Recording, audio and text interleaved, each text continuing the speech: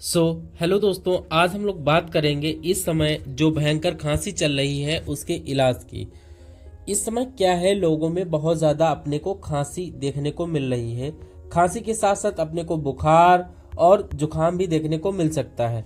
तो इस समय क्या होता है कि लोगों के अंदर क्या अचानक से जो हमारे वेदर की जो हवा है, पहले बारिश के टाइम में ये नमी रहती थी, बट अचानक से ये जो हवा है ये ड्राई हो चुकी है और बदलता मौसम है। इस केस में क्या होता है, खांसी, जो लोग ज़्यादा सेंसिटिव होते हैं उनको बहुत ज़्यादा खांसी हो जाती है और आसानी से उसका इलाज नहीं होता है। लेकिन आज हम लोग बात करेंगे कि इस समय जो खांसी चल रही है, भयंकर खांसी, उसको कैसे आसानी से इलाज किया जा सकता है। तो चलिए सबसे पहले अपन कॉजेज़ के बारे में देखते हैं कि सिम्टम्स क्या होते हैं। सिम्टम्स क्या है, यही है खांसी, जुकाम और हल्का फुल्का बुखार आ सकता है और प्रॉब्लम हो सकती है। बट इसके जो कॉजेस जो है मेन, वो ज़्यादा जानना जरूरी होता है। तो कॉजेस के अंदर अगर मैं बात करता हूँ तो सबसे पहले आता है कोल्ड एंड ड्राई एयर। जो हमने अभी बताया कि जैसे अभी जो बारिश का मौसम खत्म हुआ और विंटर का मौसम आया है, तो इसमें क्या हुआ कि जो ठंडी और ड्राई जो हवाएं होती हैं वो देखने को मिलती हैं। तो इस वजह से अपने को खांसी ज़्यादा चलती है और कोल्ड हो जाता है, उसके साथ साथ खांसी हो जाती है। तो वायरल इन्फेक्शन सबको पता होता है कि जो सर्दियों का टाइम होता है उसमें क्या वायरल इन्फेक्शन हो जाता है, बहुत ज़्यादा फैलने की चांसेस रहते हैं। तो इस समय वायरल इन्फेक्शन फैलने के चांसेस रहते हैं और एलर्जिक रिएक्शन और जो धूल मिट्टी की रिएक्शन होने की भी प्रॉब्लम होती है, जो सभी लोगों में देखने को मिलती है। अगर किसी के अंदर अस्थमा है और ब्रोंकाइटिस है तो उसके अंदर जो अलग अलग कंडीशन देखने को मिलती है तो ज़्यादा हो जाती है। तो कोल्ड में सांस वाले मरीजों को ज़्यादा प्रॉब्लम देखने को मिलती है, जैसे कि खांसी से रिलेटेड बहुत ज़्यादा समस्याएं देखने को मिलती है, खासकर जाड़े के मौसम में। तो इन्हीं जो रीजन में आपको बताया हूँ, इसमें किसी भी रीजन से अगर पेशेंट को खांसी हो सकती है तो आइए इसके अपन, अगर पेशेंट को, कोई आपके पास पेशेंट आ रहा है खांसी की शिकायत लेकर, या उसको दवाइयाँ दे दी गई हैं और ठीक नहीं हो रहा है, और आप या उसको पहली बार देख रहे हैं, तो दोनों ट्रीटमेंट की मैं बात करूंगा। तो उसके अंदर सबसे पहले आप देखोगे कि कैसे कैसे आपको ट्रीटमेंट करना है। तो सबसे पहले मैं आपको ओरल ट्रीटमेंट की बात कर रहा हूं। जो ओरल ट्रीटमेंट क्या देना है, तो उसमें आपको देना है सिनेरा रेस्ट टैबलेट। तो इसमें क्या आता है, पैरासीटामोल आता है, प्लस फिनोरोफ्लिन आता है और हाइड्रोक्लोराइड आता है।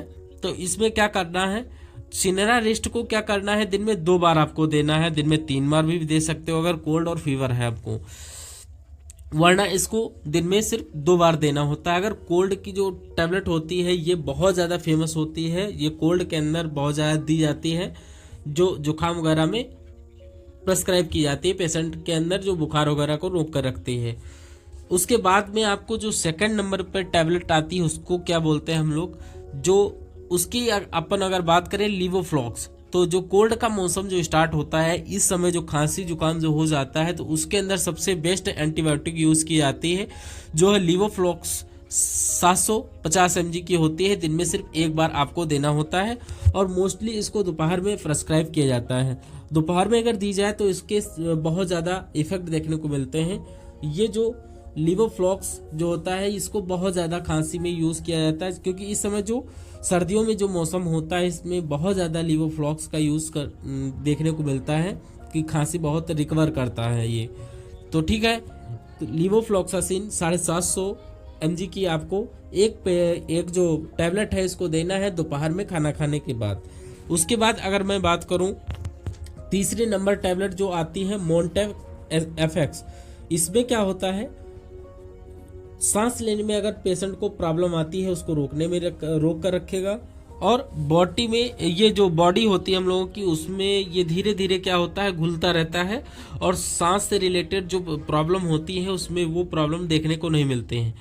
अब किसी को धूल मट्टी के कण से अगर एलर्जी हुई है और सांस लेने में ज़्यादा प्रॉब्लम हो रखा है, तो ये टैबलेट बहुत ज़्यादा हेल्प करती है खांसी और जुकाम को ठीक करने के लिए।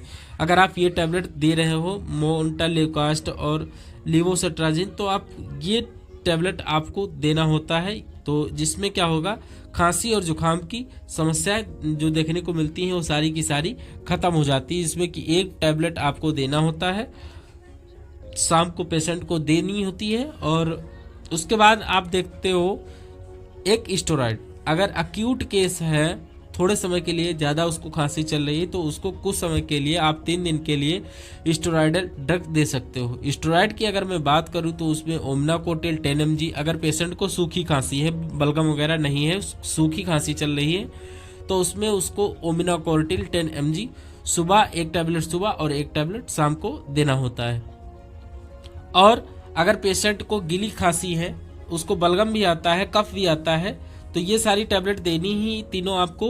बट चौथे नंबर पर आपको ओमिनाकोर्टिल नहीं देनी है, यहाँ पर आपको डेफ्लाजाकोट 12 mg की टैबलेट देनी होती है। ये भी स्टेरॉइड है, बट इसमें जो गीली खांसी है उसको सुखाने में बहुत ज़्यादा हेल्प करता है, जो कि ये आप देख रहे हो डेफकार्ट 12 जो होता है, जो इसमें बहुत अच्छा रिजल्ट आपको देखने को मिलता है। उसके बाद अगर मैं बात करूं इसकी सिरप की, जो मोस्टली बहुत ज़्यादा खांसी के समय सिरप यूज़ की जाती हैं, तो यहाँ पर अगर मैं बात करूं तो टेस्क्यू, यहाँ पर मैं 2 सिरप की बात कर रहा हूं। जो सबसे पहले बात कर रहा हूं टेस्क्यू डी, तो सबसे पहले इसमें टेस्क्यू डी जो है, अगर किसी को ड्राई कफ है, जो ड्राई खांसी है, कफ वगैरह नहीं आता है, बलगम वगैरह नहीं आता है, तो उसको देंगे ये हम लोग, जिसमें हाइड्रोब्रोमाइड होता है और CPN जो क्लोरोफेरामाइन ये सब होता है। तो ये सिरप आपको 10 ml दिन में 3 बार देना होता है, सुबह, दोपहर और शाम को खाना खाने के बाद में 10 ml आपको देनी है। और पेशेंट को बोलना है कि जैसे ही ये जो पेशेंट होता है सिरप पीता है, उसके 10 मिनट बाद तक पानी नहीं पीना है उसको, ताकि ये बहुत अच्छा रिजल्ट देखने को मिलती है, क्योंकि 2 या 3 दिन में पेशेंट की खांसी को रिकवर कर देती है। तो सूखी खांसी में आपको टेस्क्यू डी देनी है। अगर पेशेंट को गीली खांसी है तो उसको टेस्क्यू डी के बजाय LS देना है, जो कि ये आपका इमेज देखने को मिल रहा होगा। तो सेम 10 ml आपको दिन में 3 बार देना है, तो 3 बार देना है। जो अगर गीली खांसी है तो आपको ये वाली जो सिरप देनी है, जो टेस्क्यू LS के नाम से आती है, और अगर सूखी खांसी है तो उसको टेस्क्यू डी देना है आपको। मैंने दोनों चीज़ें आपको बता दिया है, जो जो ड्राई कफ है उसके लिए भी बता दिया, और वेट कफ जो है तो ओमिनाकोर्टिल जो टेस्क्यू डी की जगह टेस्क्यू LS आप लोग यूज़ कर सकते हो। तो इतना सब आपको करना है खांसी को ख़त्म करने के लिए। उसके बाद अगर पेशेंट को ज़्यादा प्रॉब्लम हो रखी है तो उसके साथ में आपको इंजेक्शन में क्या देना होता है। अभी जो विंटर का जो मौसम चल रहा है, वो आसानी से जो है मेडिसिन से रिकवर नहीं होता है एक्चुअली में। तो अपने को इंजेक्शन में क्या देना होता है, जो इंजेक्शन में आपको देना होता है एंटीबायोटिक, जो सेप्ट्राक्स जो होता है, एक्यूजोन जो 1 ग्राम का इंजेक्शन होता है, ये आपको देना होता है। या फिर उसको ख़त्म करने के लिए आपको, अगर ब्रोंकाइटिस है, श्वसन तंत्र में कोई समस्या है या इन्फ्लामेशन हो रखी है, सूजन हो रखी है, तो उसको ख़त्म करने के लिए सेप्ट्राक्सोन का यूज़ किया जाता है। जो 1 ग्राम का इंजेक्शन जो होता है उसको आपको देना है, और उसके अंदर आपको 2 ml डेक्सोना मिक्स कर सकते हो। अगर पेशेंट को सांस लेने में ज़्यादा प्रॉब्लम हो रखी है तो उसको आप डेरिफाइलिन 2 ml भी लगा सकते हो। वो भी मतलब ये तीनों इंजेक्शन ये साथ तीनों मिक्स की जा सकती हैं। अगर आपने कभी प्रैक्टिस में नहीं किया है, अगर कुछ लोग ऐसे भी होते हैं कि मैंने अभी प्रैक्टिस ही नहीं किया है, तो क्या करें, आप उसको एक्यूजोन को सेपरेट करके लगा दीजिए, और डेक्सोना और डेरिप्लाइन को जो दोनों को मिक्स करके लगा सकते हैं। अगर किसी को जो सांस लेने में ज़्यादा प्रॉब्लम आ रखी है तभी आपको डेरिफ्लाइलिन 2 ml इस्तेमाल करना है। अगर सांस लेने में ज़्यादा प्रॉब्लम नहीं है तो आपको एक्यूजोन और डेक्सोना दोनों को मिक्स करके लगा सकते हो आप लोग। तो डेक्सोना दिन में आपको सिर्फ 1 बार देनी होती है, और ये जो 3 दिन के लिए आपको पेशेंट को लगाना होता है सुबह शाम। तो सुबह सुबह आप डेक्सोना यूज़ कर सकते हो, और शाम को आप एक्यूजोन लगा सकते हो, जिससे पेशेंट जल्दी रिकवर हो जाता है। उसके बाद अगर नहीं कंट्रोल हो रहा है इस ट्रीटमेंट से, अगर कहीं पेशेंट दूसरी जगह से ट्रीटमेंट ले रखा है फिर भी नहीं ठीक हो रहा है, तो उस कंडीशन में आप लोग क्या करोगे?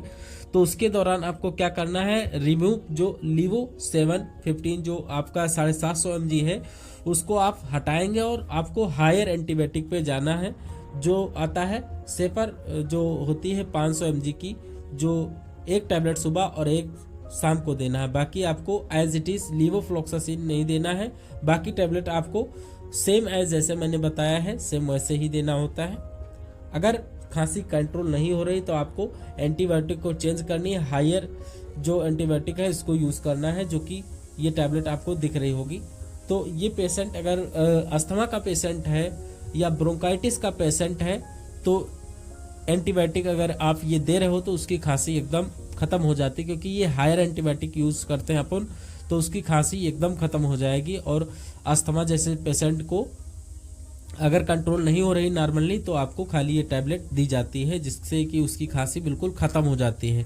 तो यहाँ पर आपको ये चेंज करना है ओरल में। तो अगर इंजेक्शन में आपको क्या करना है, मैंने जो इंजेक्शन बताया है कि जो कैप्सूल मैं आपको बताना भूल गया हूँ, जो कैप्सूल होता है पेंटा 40 का, ये आप लोग देखिए थोड़ा सा स्क्रीन पे, उसको क्या करना, जैसे कि आप लोग ज़्यादा मेडिसिन दे दिए, वहाँ पर क्या होता है पेट में एसिडिटी वगैरह बन जाता है और पेशेंट को गर्मी ना कर जाए, पेट में गर्मी ना कर जाए, तो उसके लिए आपको पेंटा 40 mg की जो टैबलेट होती है सुबह सुबह खाली पेट आप लोग दे सकते हो।